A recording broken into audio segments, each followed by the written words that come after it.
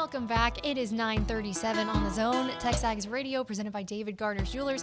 Leah Musgrave here with you, hanging out inside the Rollo Insurance Studios. And it's time right now for Around College Football, presented by Milliken Reserve, a South College Station community connecting families to nature and each other, a community built on community. Visit their website, millikenreserve.com. We're going to go out to the 12th Man Technology Hotline and touch base with our man, Aaron Torres. AT, happy Thursday. Can't believe it's December and we're still talking about football in the regular season. It's insane. I also still can't believe that how many vacation days does this get? First of all, to be clear, I love working with you, Leah. I'm very happy to be joining you. How many vacation days does Gabe get? Does he ever work anymore? What's the deal? First question, too many. Second answer, okay. Yeah, no. Okay. Yesterday was his 40th birthday, so they had a little shebang birthday party celebration. So I'm here, but I know he's awake because he texted me before the show started. I was hoping he would get to catch up on sleep a little bit, but it doesn't seem like that's the case. I guess when your sleep schedule has you getting up at 4 every morning, maybe that's just not what happens. But I don't know. Happy birthday, Gabe. I'll have to shoot him a text after, but yeah, I thought he was just being Gabe. But anyway, neither here nor there. I digress. Yeah, being here, but I mean, I'm here on pretty much every Gabe vacation day. So here we are, AT, happy to be talking college football with you. We've got a lot to get to, so let's dive right in. First of all, just want to get your analysis of A&M going on the road to Auburn. It feels like the big narrative lately has been these convincing wins, and it seems like A&M's kind of rolling with 6 wins in a row, the last 5 by double digits, going on the road in the SEC West to a place where you've struggled in the past and ultimately ending up with an 11-point victory over the Tigers. 100%. I'll be honest, I didn't really realize how much A&M had struggled previously with Auburn until Gabe brought it up on last show, one of the few that he's done lately. But anyway, I was really impressed. And what was really cool about it was, we talk about this a lot in basketball about a veteran team being poised on the road, staying calm. And so to, in the second half, be down and to not let it phase you. You give up a couple weird big plays. We all saw that first Bo Nix touchdown run that you had him tackled in the backfield, 4 or 5 yards in the backfield.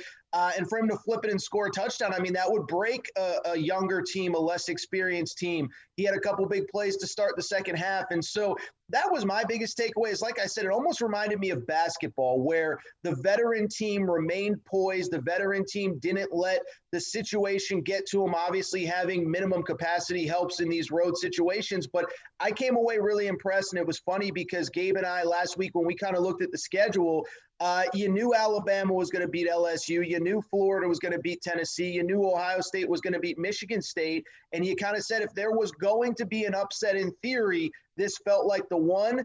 Instead, A&M won convincingly, and they did what they had to do. They still need help from somewhere else, but their playoff hopes are very much alive.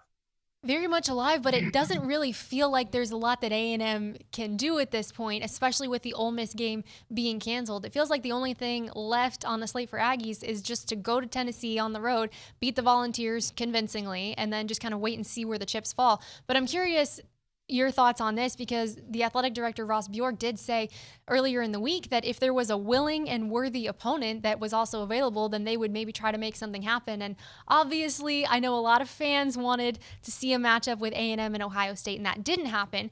Do you think A&M would need another game to boost their resume, or do you think that their body of work kind of speaks for itself at this point? Yeah, to use another, a different sports analogy, they have to win, of course, but assuming they win, they're kind of in the clubhouse and they need to see what everybody else does, similar to golf. Listen, I mean, look, if they could have gotten Ohio State on the schedule, of course, but, I think realistically, if you know the sport of college football, there's so much money at stake for one of these playoff bids, and the Big Ten, frankly, cannot afford to not get Ohio State into the college football playoff. And so I thought it was a great narrative that took off on social media. I'm sure it took off in Aggie land, and frankly, I'm sure the Ohio State players and fans wanted the game as well. But unfortunately, the powers that be, the adults in the room, wouldn't let us have any fun. So, I don't know that they need another win. That Florida win is going to carry weight, even if Florida does not win the SEC championship game. What they need at this point is for Notre Dame to either beat Clemson, Clemson to destroy Notre Dame, leaving no doubt that the first game was more about who Notre Dame didn't have or who Clemson didn't have than Notre Dame winning. Or, of course, they need Ohio State to win. And, I'll just say Ohio State is the one to me that, I think two things. One, I think an Aggie fan that wants to sit there and say, is Ohio State's resume really that impressive? I think that's totally fair.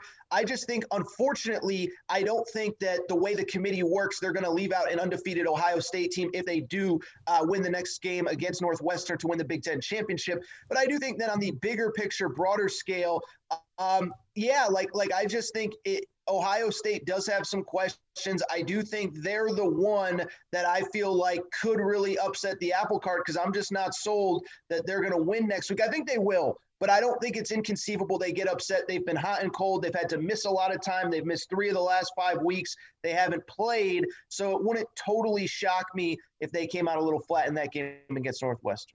And speaking of the Big Ten, and Aaron, I'm wearing my SEC colored glasses here. So if I need to take those off and you need to bring me back down to earth a little bit here, please feel free to do that. I'm just curious your thoughts on the Big Ten changing its rules because I remember that they wouldn't allow Nebraska to play an out-of-conference game. And I know this is a little bit different because they actually just let them play in the title game without actually having the 6 games on their slate. What was your assessment of the news that came out of the Big Ten yesterday? You're a savvy college football fan, Leah, because that was exactly my take. Yeah, no, seriously. And, I think 2 things can be true. I think it was the right decision to put Ohio State in. We're making rules up on the fly as we go.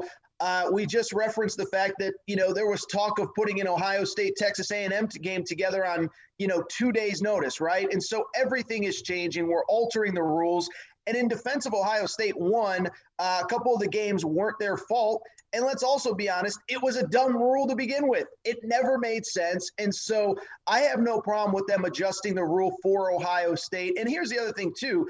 Even if in theory they had played the game against Michigan this weekend and lost, they would have still been the Big Ten East champ. They just would have had a loss on their resume, whatever. But I think it was the right decision. I also think it's fair to say that Nebraska fans, A&M's former Big 12 rival in another lifetime, they wanted to play a game earlier this season too, and they got poo-pooed by the league office. Some of the media was really, fickle about how they kind of handled that situation. And so I think what you said is exactly right. I think, in my personal opinion, it was the right thing to do to let Ohio State play. But I think Nebraska is also owed an apology because they wanted to play in week 2 against when their Wisconsin game was canceled. And the Big Ten kind of scoffed at the idea that was even in the conversation. Right. If I'm a Big Ten fan, am I angrier if I'm a Nebraska fan or if I'm an Indiana fan, who I also feel like got the short end of the stick in this whole situation too? It's fair, and Indiana kind of put out a statement yesterday that was kind of talking out of both ends of their mouth. And I'm not even being critical of them. I think they're one of the better stories in the sport. But you could tell they were kind of pissed off about well, wait a second now. We've been telling our players to adjust on the fly. We can only handle what we can control. We do what we need to do to get to the Big Ten championship game. And we're not allowed to play. And so to me, I understand that. To me, I believe, this is just my opinion, I feel like there would have been a pseudo asterisk if that game hadn't been played. This isn't Ohio State not being eligible because of NCAA rules violations, and we knew that back in August or whatever. This was Ohio State clearly being the best team in the division. They beat Indiana head-to-head. It was a close competitive game, but they did win. And I'm sorry, but you just can't tell me that we would have been excited to watch an Indiana Northwestern Big Ten championship game if Ohio State was playing in another game when we knew they were the best team. So I understand Indiana saying our guys wanted a chance to compete in that game, but I also think we have to be realistic here. Indiana had their chance on the field. By the way, it'd be different if it was, say, Michigan or Maryland that never got a shot at Ohio State, and Ohio State got put in ahead of them. Indiana got their shot on the field. They weren't good enough, and now they got to move on. So when we look at where A&M is probably going to end up, I think number 5 is actually pretty spot on, and it almost feels like the committee respects A&M just as much, if not a little bit more than we do. And it feels like they really respect A&M's body of work at 7-1 right now with 6 straight wins in the last 5 by double digits. But when I look at the realistic scenario of where the Aggies end up in postseason play, it feels like the Cotton Bowl or the Orange Bowl. And it feels like it should be the Orange Bowl, but we know that COVID has kind of manipulated things here to where they might not actually be traveling. But as a team that left the Big 12, do you think it's more of a statement for A&M to beat the 2-loss Big 12 champ or to go to Miami and potentially beat Miami on the East Coast? Be honest, you just want a trip to Miami, don't you? I mean, you I can go to mean, Dallas. you caught me. Yeah. Man, I was supposed to be incognito about that, but here we are. I'm not going to Yeah, complain about a trip to Miami, Aaron. I'm really not. Sunshine Gabe just wants another getaway, so I don't blame anybody in Aggieland for wanting that Orange Bowl. Listen, I know I've seen a lot of the, we could repeat the whatever it was 2012 Cotton Bowl where Johnny Manziel set all sorts of records against Oklahoma. I don't know. I mean, you would know better than me, Leah, about what the fan base wants. I think either way, it caps an incredible season. It caps what has been an incredible turnaround and build, and hopefully it's the continuation of a continual build where A&M is right up there with Alabama competing for SEC championships in the future. I think we all think this college football playoff is going to expand at some point, and so maybe there's college football playoff, opportunities in the future, even if Alabama remains at the top of the sport. Selfishly, I'd probably prefer to go to Miami. I'd probably prefer to, hit the beaches and sunshine and all that stuff. But no, I think either way, assuming you take care of business against Tennessee and assuming everybody else takes care of business, either one, I think, is a testament to how far this program has come in a short amount of time. To me, it feels like 2020 was the year to expand the college football playoff, even just for trial purposes, and then maybe see how it goes. And then obviously, we know that didn't happen. Is that something that you would be in favor of looking ahead? It's crazy because I think in general, I've always been somebody, I don't believe we should expand the playoff. I think most years we have enough trouble finding 4 teams that are really qualified to play in the playoff. I mean, remember last year, people forget Oklahoma stunk, barely won the Big 12 championship game. They get in and they get destroyed by LSU. And so as a general rule, I'm not in favor of it, but I'll say 2 things, Leah. One, I think you're right. This was a weird year. Everybody's schedule is imbalanced. So there's that. And I also think, too, it's becoming increasingly clear that this narrative that the group of 5 teams just don't have a chance, I think it's 100% accurate. I don't know how you move Cincinnati back a spot because they didn't play while also holding Ohio State to the same exact spot when they're going to miss 3 games in 5 weeks. I don't know how, by the way, you move an Iowa State team that beat nobody. It's not as though Iowa State had some signature win. They beat a decent West Virginia team. So if we're just basically going to tell the group of 5, you have no shot at this playoff, even in a year like this, which is so bizarre, which the Big 12 isn't going to have a representative, the Pac-12 probably isn't going to have one either, then maybe it is time to think about expanding. And I'm not necessarily somebody that thought that we should before this year, but I also kind of agree with you. This would have been the year to do it, get some teams in that wouldn't otherwise, get that second SEC team in, because we really don't know an A&M team that's played 9 games, a Notre Dame team that's played 11 games, an Ohio State team that's played 5 or 6 games. It's just such a different season. I thought it would have been pretty cool. And personally, I am really devastated that now the 3-5 LSU Tigers are no longer in the conversation with their postseason ban. Really just a brave, courageous act of integrity.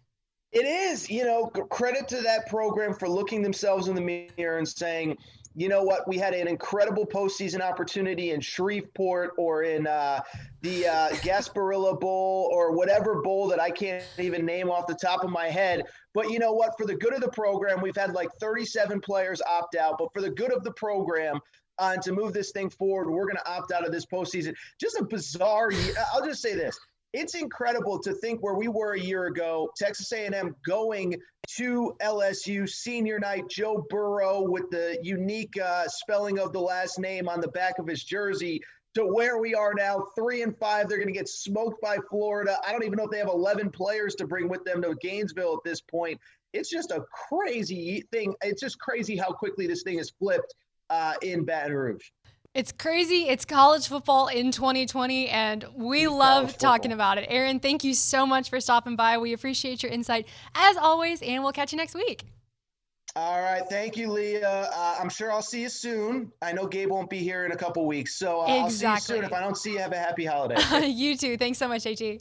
That was Aaron Torres, Fox Sports Radio, and the Aaron Torres podcast. We're going to take a timeout. We'll close hour number 2 on the other side of the break. This is TexAgs Radio, presented by David Gardner's Jewelers.